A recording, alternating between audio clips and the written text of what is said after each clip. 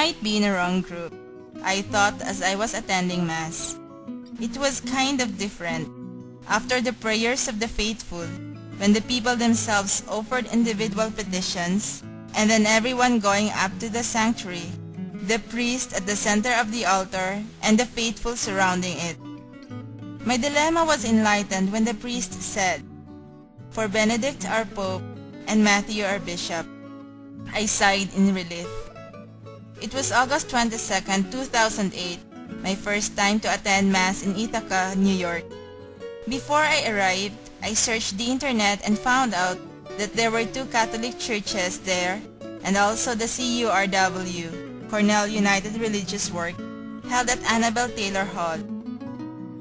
Each denomination has a schedule and a room where they can have their own form of worship. I knew that the room I had just entered was the venue for Christian services, but I wasn't really sure if the service was really the Mass of the Roman Catholic Rite, because the priest was sitting among the congregation while giving the homily. During the Lord's Prayer, everyone held hands. Communion was different too. A woman was the first to receive the body of Christ and then the precious blood. The priest then gave each of us the host, and the woman let us drink the precious blood from the chalice. Although there were 2 other men in the group, the altar servers were ladies. After communion, we went back to our place, and the priest mentioned a verse from one of the letters of St. Paul. The final blessing was the culmination of the celebration. It was a nice feeling, especially on the Queenship of Mary. That first Mass was followed by other daily Masses when I was free. My Sunday Masses were at St. Catherine of Siena Parish, the nearest Roman Catholic church to my boarding house. It is relatively small, with a very welcoming atmosphere. There are also many families who attend the Eucharistic celebration there. I think this confirmed what I had read somewhere, that divorce is very rare among Catholics in the US. In my experience as a parishioner in the Philippines, in the Diocese of Cabancalan, my hometown, and in Diocese of Bacolod, my workplace, I observed slight differences from my communities in USA, St. Catherine of Siena and Cornell Catholic Community. The smaller number of church-goers made it possible to give Holy Communion under both forms at Sunday and weekday Masses. There are female altar servers and extraordinary ministers of the Holy Communion. The Nicene Creed, not the Apostles' Creed, is prayed every Sunday during Mass.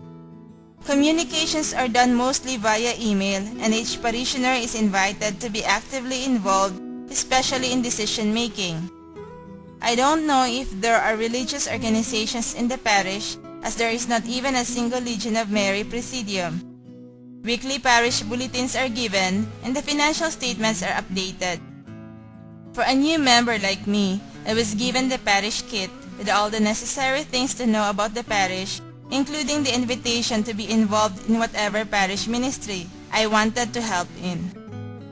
I'm not very active in the parish because I don't attend any meeting or the monthly social hour. Sacramental preparations are also longer. For one to become a Catholic, at least 6 months of studies and other preparations are made. They call it RCIA, Rite of Christian Initiation for Adults.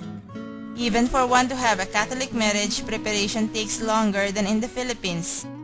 Baptism and confirmation take place within the Mass, which make the celebration of the sacraments very meaningful, both to the new members and the parishioners who welcome them.